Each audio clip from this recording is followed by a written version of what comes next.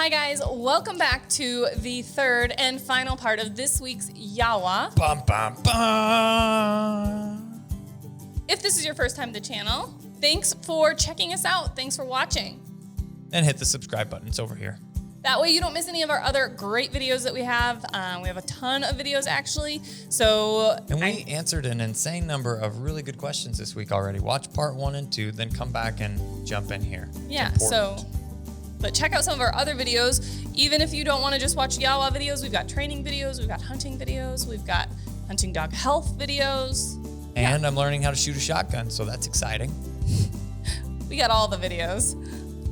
So without further ado, I want to get into answering a really good question that I'm actually combining with another really good question because it is something that we've actually been talking about a lot recently because guess what? It's coming up, hunting season.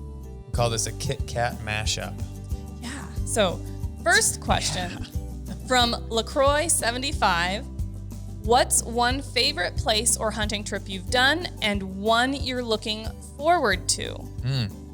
Then the other one that I want to mash up with this is from Hound Horde. I like it. On Instagram. When do you Guessing you have a few dogs. One or two, or a horde. When do you want to start taking Aiden on hunting trips? Well, that is an awesome combination. That's why I of had to mash them up. It's a great mashup. So first of all, I can talk about. First, we'll talk about our favorite places that we've gone hunting in the past. Go for it. So for me, a very fun, cherished hunt that I've been on, go on pretty consistently, like to go on, want to go on again, is a late season South Dakota hunt. I enjoy doing that. I enjoy the hunting. I enjoy the people that come with us. I enjoy just that. I'm a big fan of South Dakota. Love the country. Love being up there. And it's fun to get to go share that with friends. Because I do a lot of guiding, but that's not hunting. That's guiding. Not hunting. I'm running dogs and everything else. And when I'm out there getting to go hunting and everything else, it's a lot of fun. So I definitely like our late season South Dakota hunts.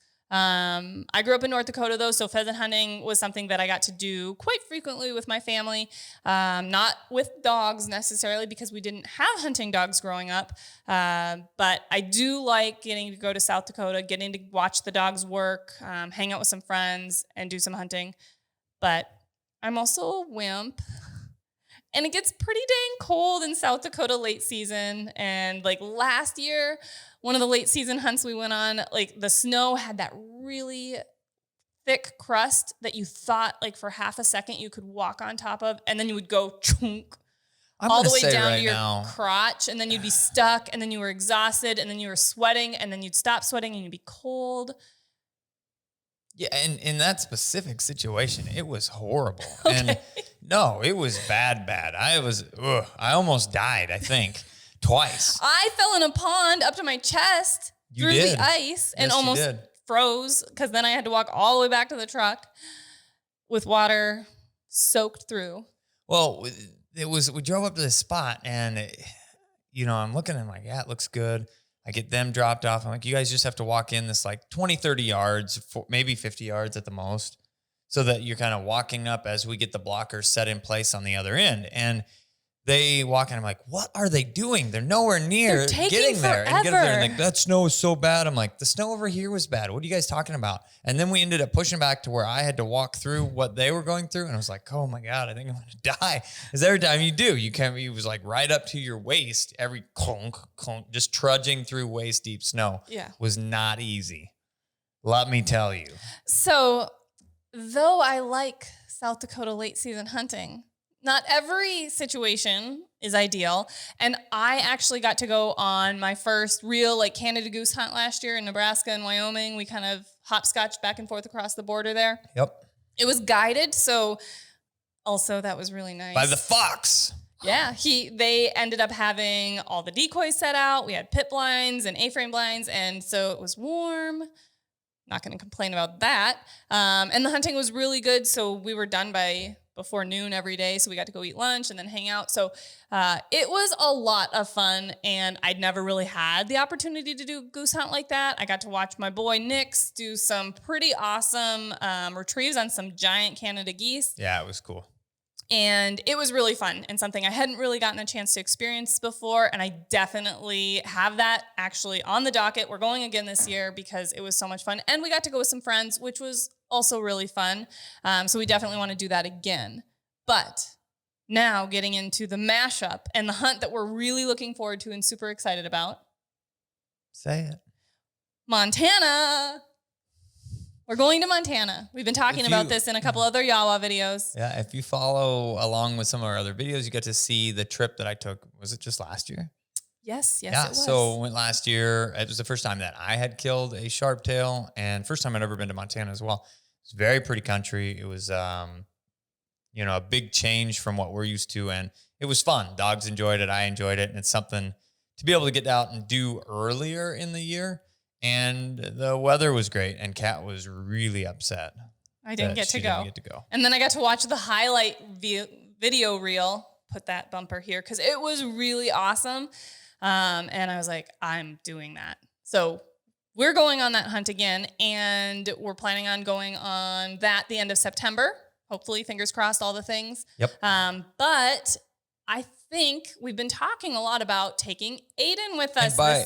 We've been talking a lot about taking Aiden with us. I said, I want to bring Aiden on this hunt because we're going to be gone for X amount of time, and don't want to be without him. Don't want to be without him. And then coming back from that, I pretty much have to leave and go straight up to South Dakota, not very long after. Which you'll be gone for another 3+ weeks. So I want to be able to incorporate him in this. And Kat looked at me and she goes, fine, then we're not going. I was like, what do you mean? She goes, you're not going to be able to pack him up and down those hills and whatever else. And I'm not going to be able to pack him up and down those hills. So I said, yes, I will.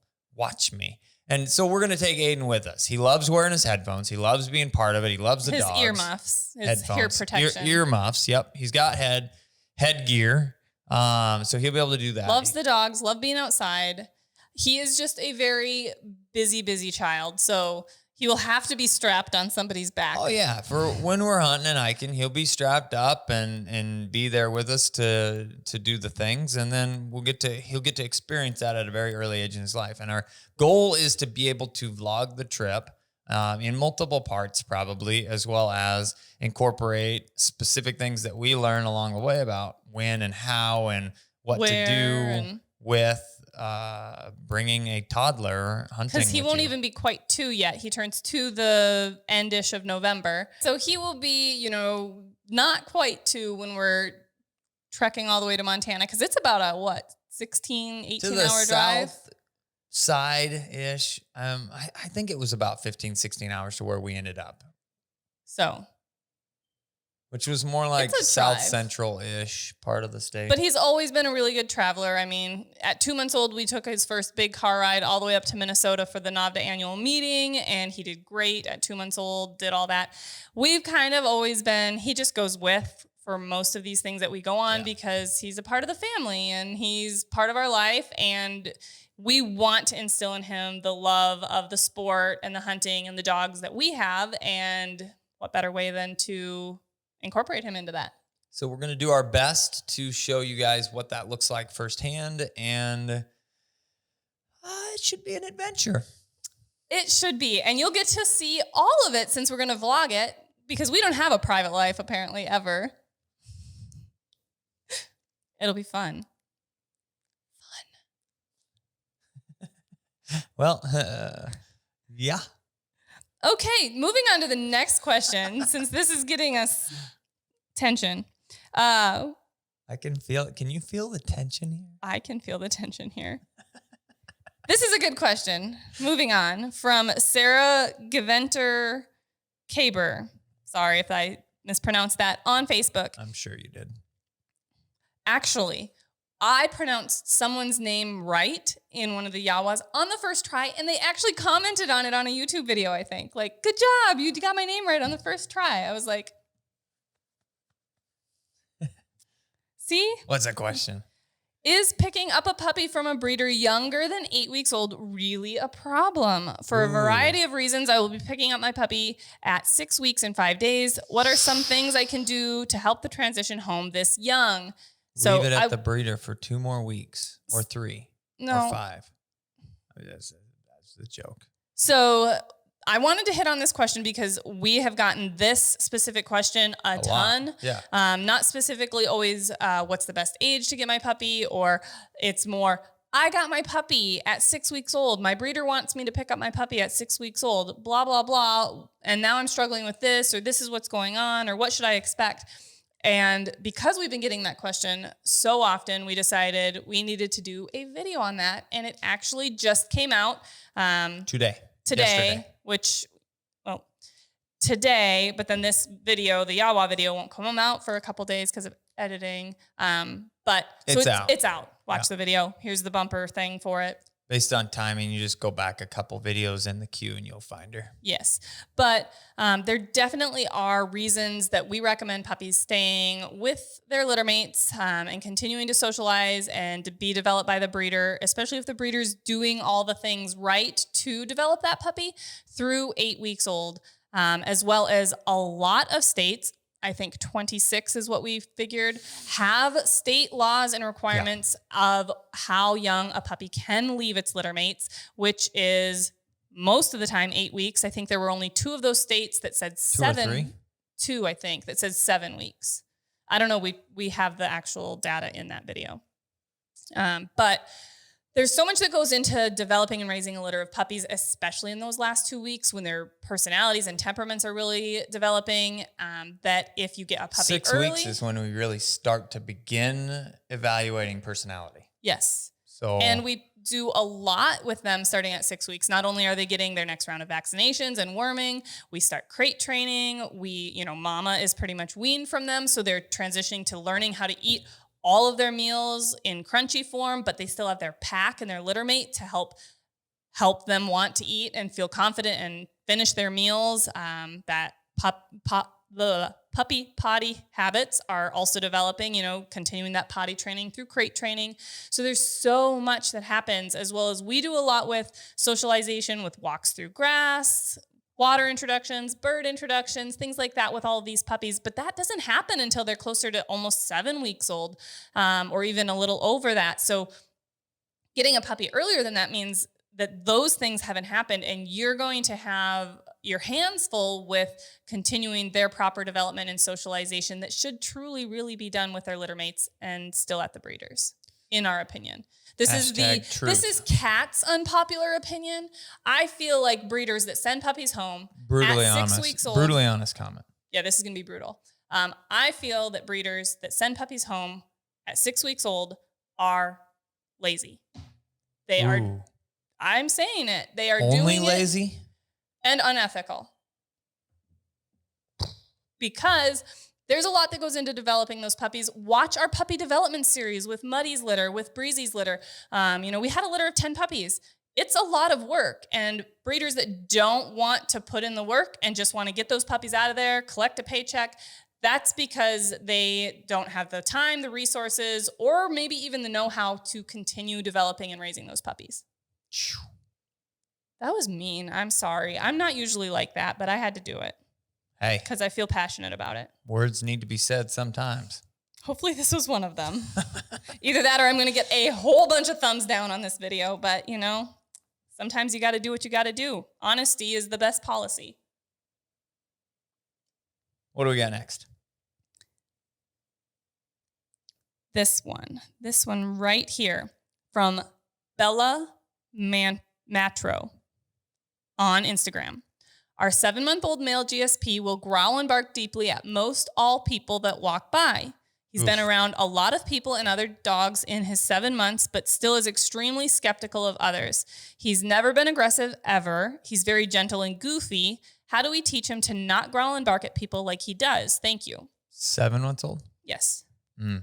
So this is typically one of those questions that I have questions back for people because I need a little more information typically to be able to give the best feedback and advice. Let's start with, And this is something I have to say to a ton of people, because there've been a lot of questions that come out. First of all, that people say my dog is being aggressive. And that's even as early as maybe 9, 10, 11, 12 weeks range, that 2 months to 3 months range. People are saying my puppy is aggressive. And a lot of times that's play. Typically by the time you're 7, 8 months old, whatever, you're seeing some of these things. It's no longer play. Depending. And don't say that it's aggressive. It doesn't sound like, with the information we've been giving, it ever escalates beyond being vocal and growling and barking. And I feel like with the information given, like I said, this is typically where we say, hey, we need more information, and a great way to have a conversation about what's actually going on, where you can give us more information. We need to be able to see what's going on. Yeah. And this is where we can start that and say, okay, I need this information. Then you give me more. And then I say, I need to see a video of this. And that's where our online dog training community on Patreon really can be beneficial for people that are having questions that aren't getting answered, because obviously we can't get through 100 questions in our weekly YAWAs. We try and get through as many as we can. How many we got this week? It was about that. Yeah. Between all of this platforms. But I do sit down for a couple hours in the morning and answer everybody's questions, and we have plenty of time set aside for that. That's my 4 o'clock coffee and answer y'all's questions game. Yes. So if you need more help, or you have questions that aren't getting answered, or we need to see a video of what's going on, that's a really great way to contact us and get feedback from us. But it doesn't sound like, with what you're saying, that he's being aggressive, and it hasn't escalated to that point, but it can. But low growling and barking at everybody. Sounds like he needs his focus redirected during those situations. We had a dog out at one of the training seminars. Yes. That he was unsure of some of the other trainers that were watching the sessions, and was kind of looking at him and giving him like the side eye, not sure. And instead of allowing that to continue and conditioning him that it's okay to do that, or petting him and saying, it's okay, buddy, don't worry about them, it's okay. That's just reinforcement-based training, where you're saying what you're doing, growling, barking, vocalizing, is okay. Yeah. And it would be better to redirect. So if he's on leash, give him a little tug on a leash, ask him to do something that he knows how to do, sit, heel, lay down, whatever it might be that he has to think about. Whoa. So what you just glazed over, like it was a common knowledge thing, is something that is huge for people to hear and understand. What? The reinforcement aspect of stuff, because this is the number one thing that we see. Sorry. No. We talk about it so much in all of our videos. I know, and that's what I'm saying. You just glazed feels over like it should be the common number one knowledge. thing that we hear from people when they have a situation that they're not okay with themselves, and they're trying to help their dog through it, is my dog is growling. My dog is resource guarding. That would be like protecting their food, which usually involves some form of growling as well. Or my dog is barking, or my dog is trembling and seems scared, or my dog is doing any of these things, right? Then we tell them, we try and comfort them with it's okay. Exactly what Kat was saying. It's okay. It's okay. Well, you have to think about how close that is to a reaction that you have, or an interaction that you have with your dog when they're doing good things. You're praising them. You're good, praising them. Good dog. Yeah. Oh, it's okay. Good dog. These are all really nice ways to talk to the puppy and say that what you're doing right now is what I want you to do more often. That's reinforcement-based training. It strengthens behaviors. It's positive reinforcement-based training.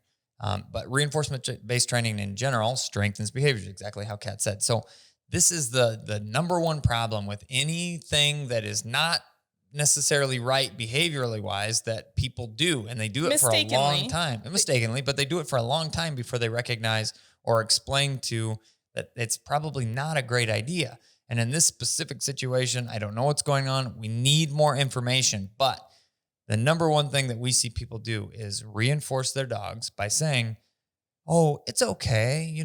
It's okay. And pet them and say, it's okay. You don't have to be scared of me, or you don't have to be scared of that, or you don't have to be angry or aggressive or grumpy toward any of these things. These are all good. So that, you glazed over. If you are doing that with your dog and you're having some form of aggressive issue or apprehension issue or stress issue, you need to stop that and reach out to us or somebody else. But we've got a pretty good understanding of a lot of those things, and we can help you.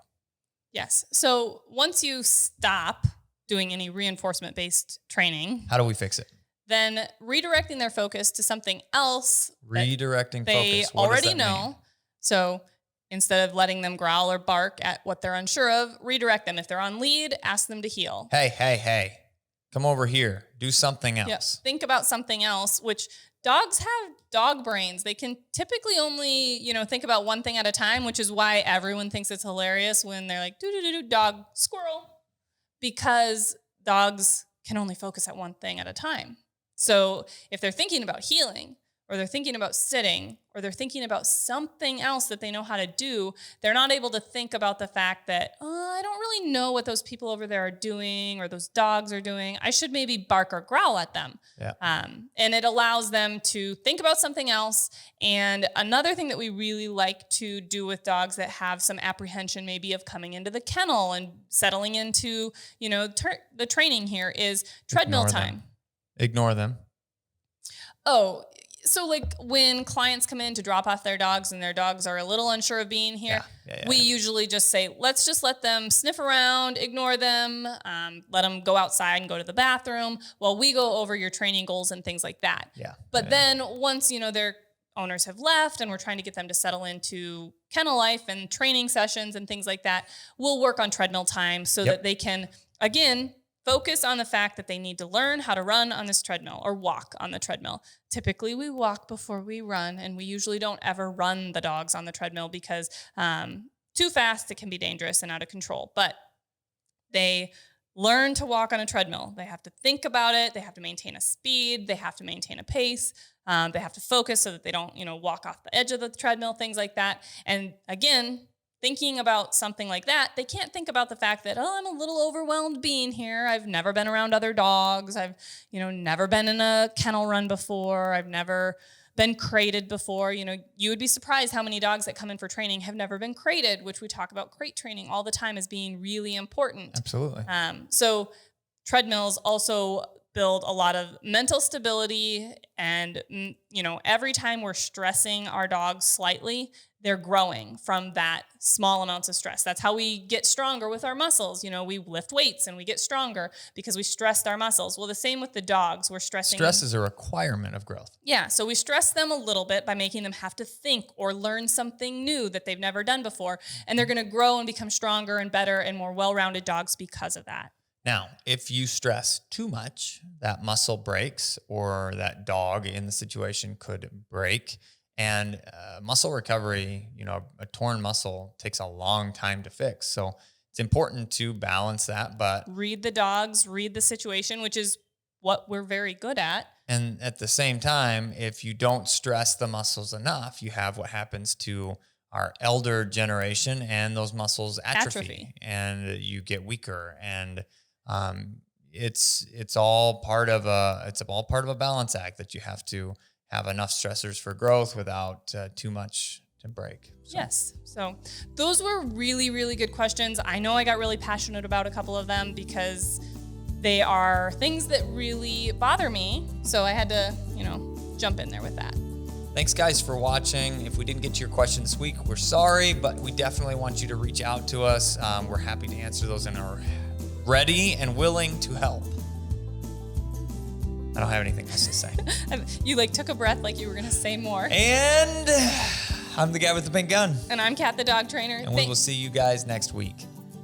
Thanks for watching. That was good. That was real good. Really good outro there, babe.